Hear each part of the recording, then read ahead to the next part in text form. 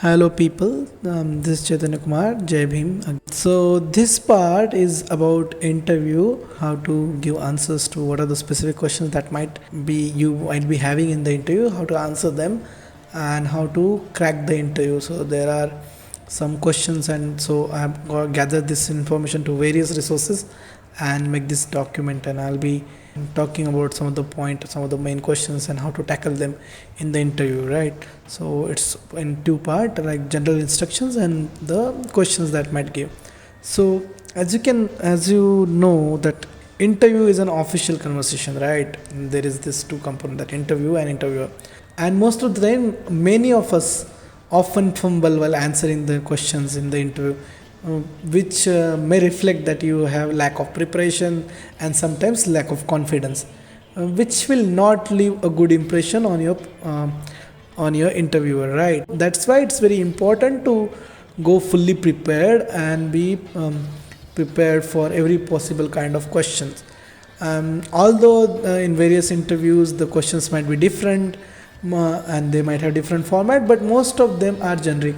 And here in TISS, the online interview, since you are not submitting your DIF, which is the most crucial part, and that interviewer panel see, and then accordingly your whole interview depends on your DAF, as far as my understanding, right? They go through interview and they carry your interview mostly on based on what you have wrote in the DF.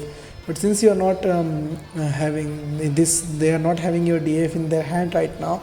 Questions like YTs and your biosketch, like by your biosketch of you, so they might be focusing more to get that information from you, and then there is a possibility that you can score more marks here in the interview itself, based on the very fact that they don't have your DF previously beforehand to with them, right?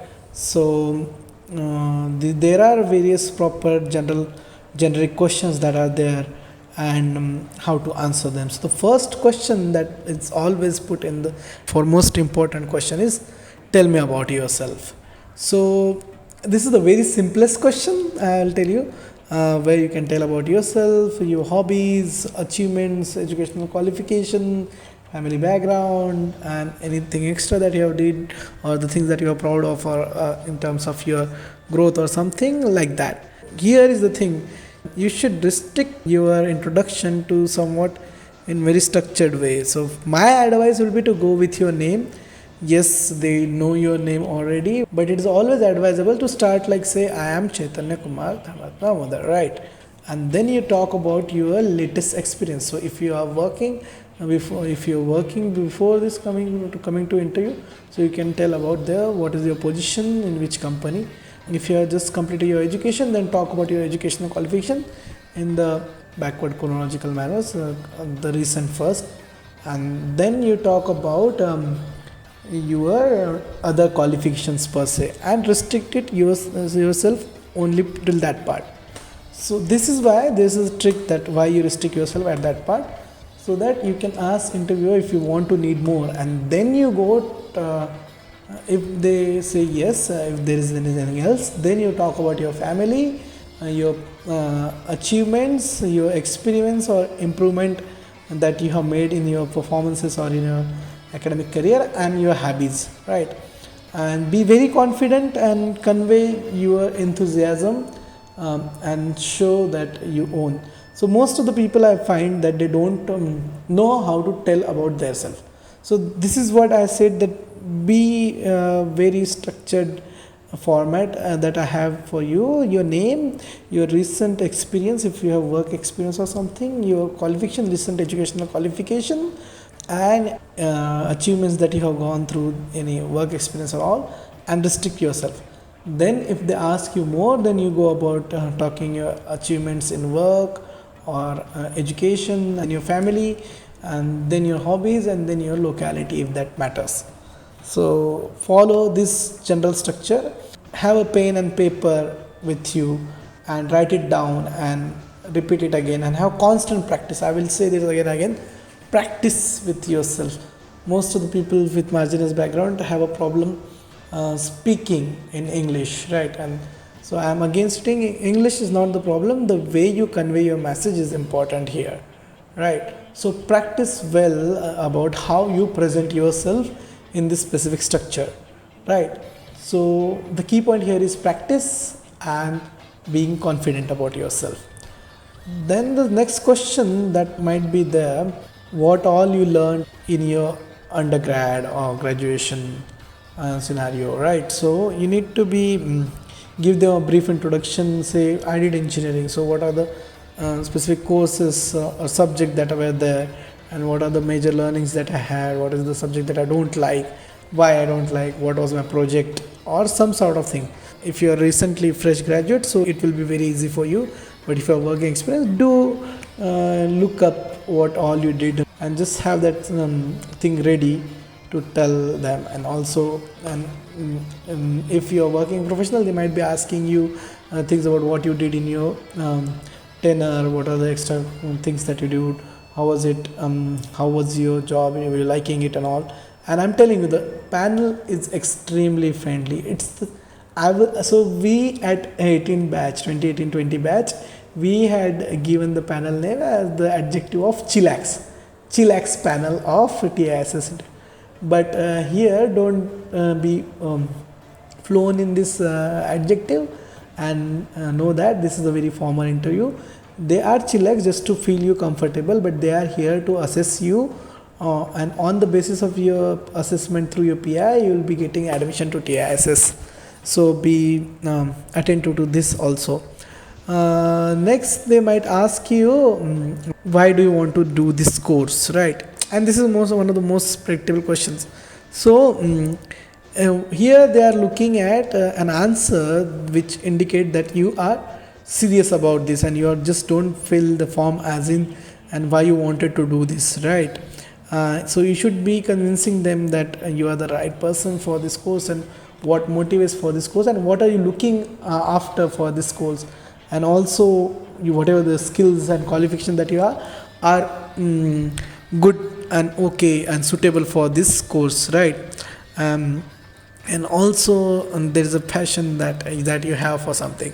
For say personally for me, choosing climate change there, because I am an environmental myself since 2009, and I always wanted to go for sustainability. That's why I chose climate change and system studies, right? But then as my work progressed and tenure progressed, I developed expertise in management, and that's why I chose my second elective as ODCL, that's Organization Development Change and Leadership, right?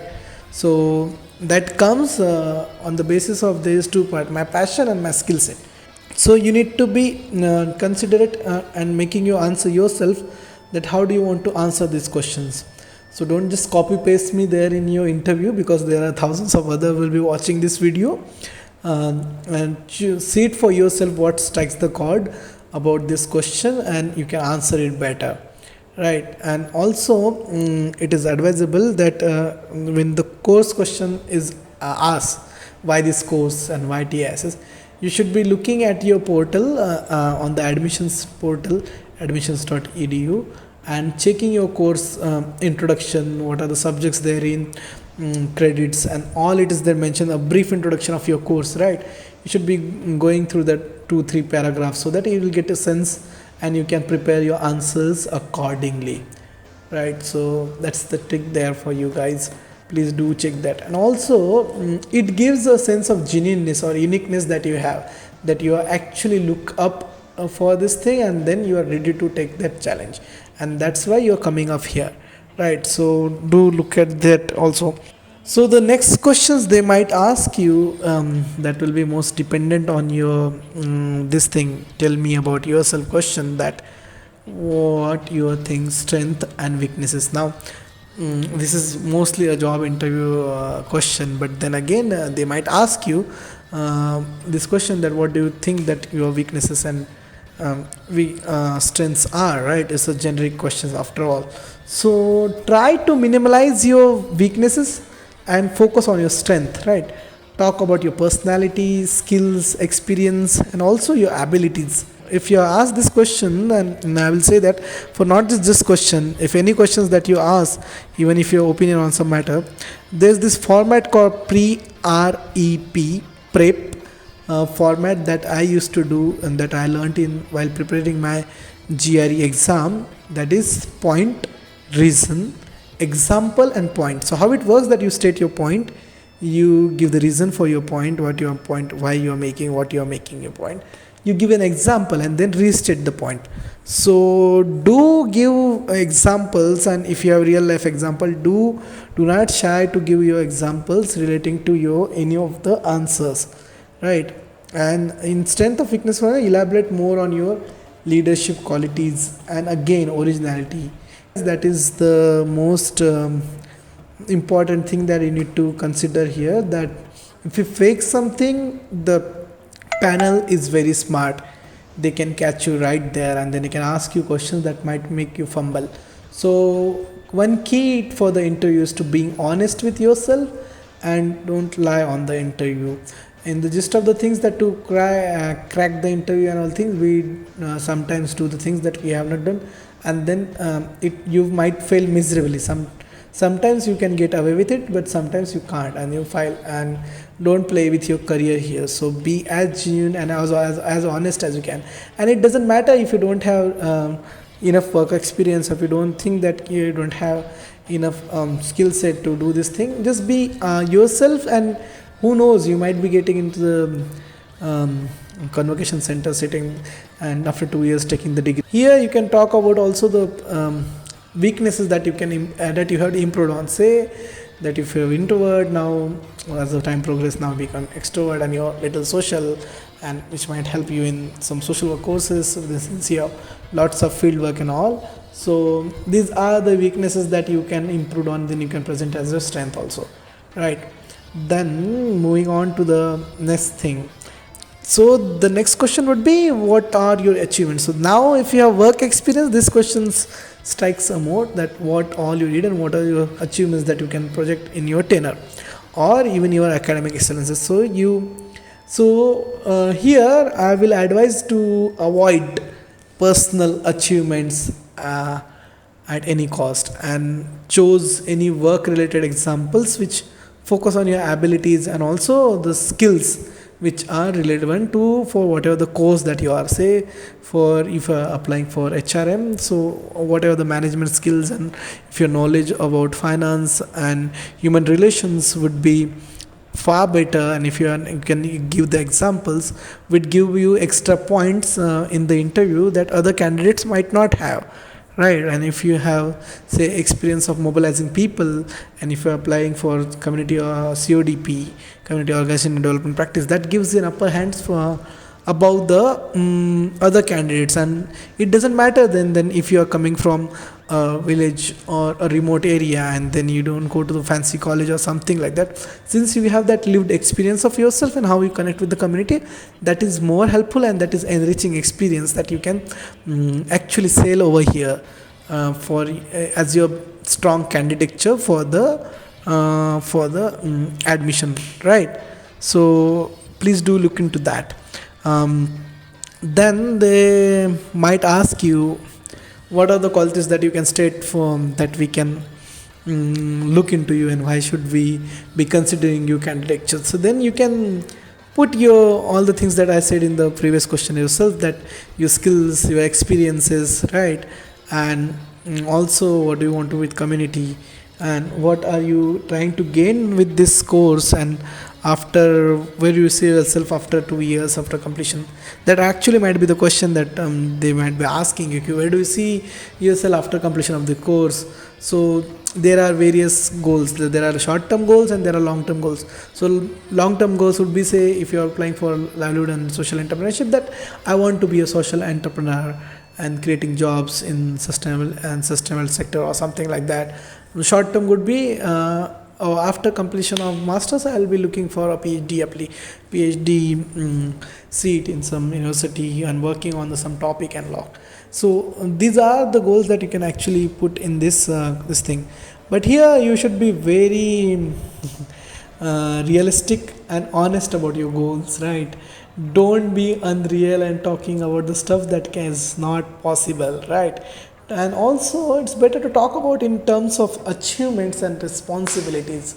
Say I want to achieve these things by this time, and that's my long term goal, that's my short term goal, and also I would have to have these responsibilities, and for those responsibilities that will fall on my shoulders, I need to do these things. And you have to consider the so this is very long shot if they have this question or not, but I'm just stating you need to consider that what are the pitfalls that you might be having to consider at your goals, and then accordingly you need to prepare for that answer. So be very well prepared for this thing as well.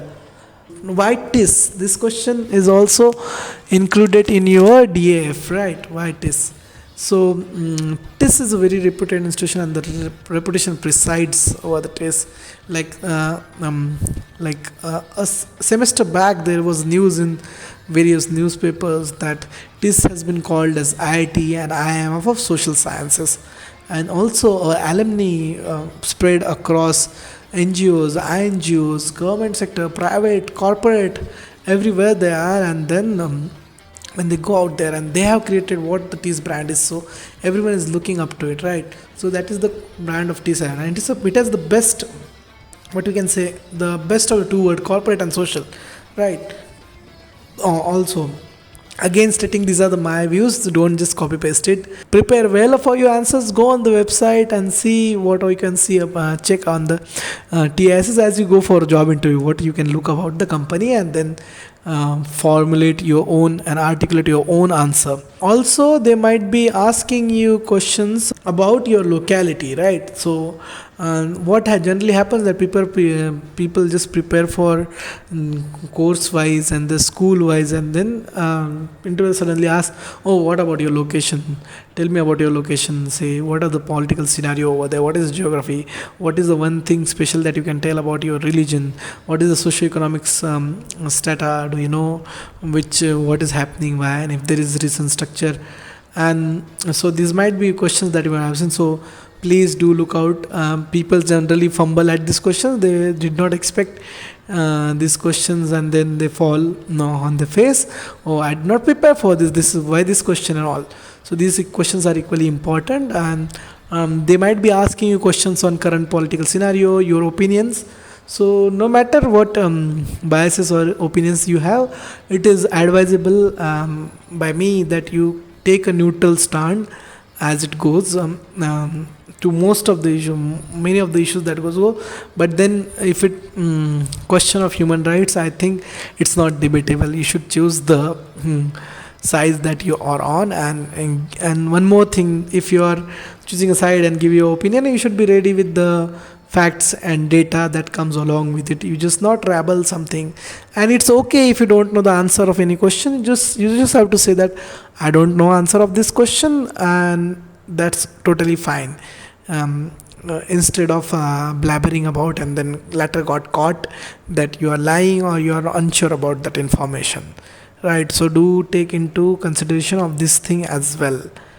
So this is one question that I think which is a rare possibility, but then I've been asked this question in my interview. So this question is like, if you have anything for us, if you want to know anything about us and this course, right? So it, as I stated before, that if you are preparing for the YTs and Y specific course, go on to the that portal and check out about introduction and the brief about your course. This will be helpful here, that you seen somewhere something over there, say a subject or something like that, that you are not sure of or you don't know about and curious about it. You can ask this in your question. Now this is a very long shot, I don't know really if they have put this question or not, but since I'm talking that these are the generic question for any interview, so this might be beneficial for you as well. So I think I covered most of the generic interviews and how to answer them. Now this thing that I lastly put, that any questions that you have, so you should be really asking. What happens is people generally don't prepare for this thing, right? They just wanted to give the interview and they don't look. So here's the catch: if you show your curiousness about the say said organization, or here as TIS or course for that matter, that shows your enthusiasm and passion and curiosity for the or for the course or the company, right? And then that gives a sense of seriousness to the interviewer, that oh, you already come up looking for it and you are actually curious about working or studying here with us, right? So please do not leave this question undone. If you really wanted to ask something, just to ask, right? So that's the question answers that I had. Now there are some things that you should be really looking into while your interview. So that part will become commit in the next part.